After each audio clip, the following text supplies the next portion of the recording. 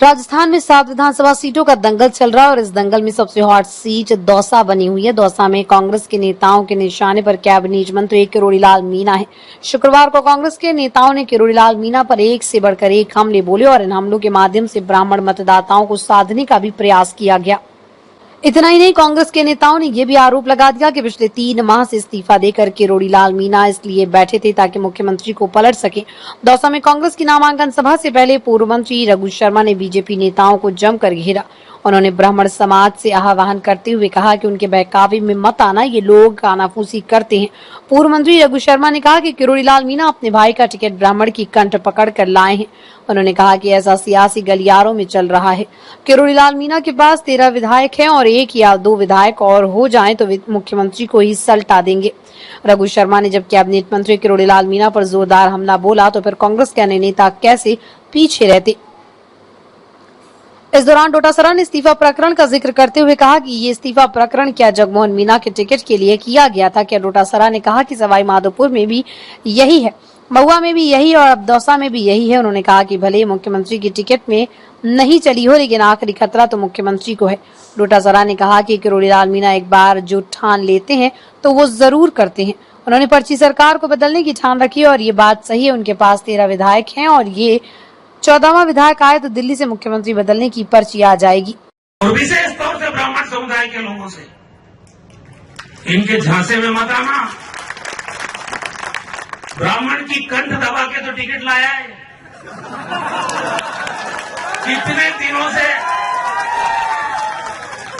कितने दिनों से इस्तीफे का ड्रामा किया गया भाई। अगर इस्तीफा ही देना था तो दे दुआ देता। भाई का टिकट आ गया, कंठ किसकी पकड़ के लाया।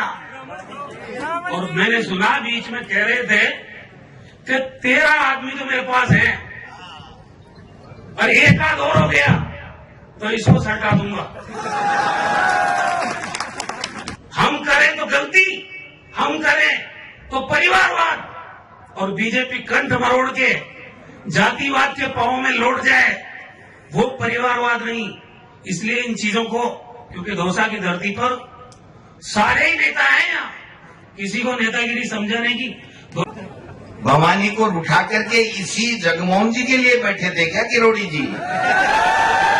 कि अगर मैं ले लूं, मेरा भाई ले ले, मेरी पत्नी ले ले, मुरारी ले ले और दूसरा ले ले, नमोनान ले ले, तो इस पत्थर तोड़ने वाले का नंबर कब आएगा?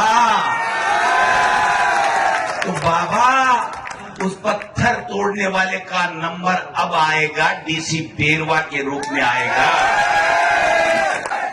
अरे इस इक्के को हमने तुर्री से पिटते देखा है, इक्के को तुर्री से पिटते देखा है ना।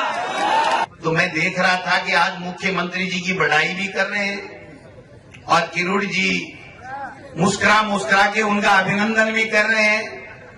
अरे किरोड़ी जी, ये वही मुख्यमंत्री जी है जिसको पटकने के लिए 3 महीने से अनशन लिए बैठे थे आप इस्तीफे का।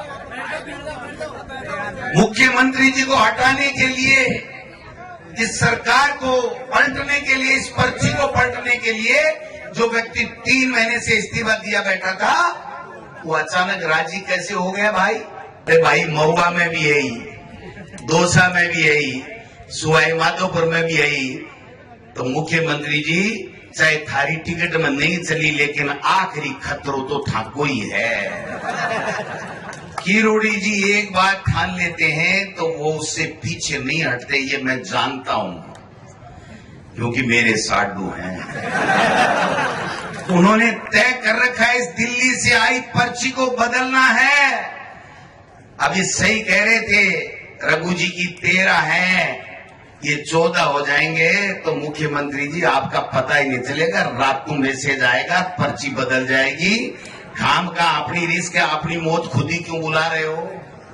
राजनीति में अपना घर तो सुरक्षित रखता आदमी।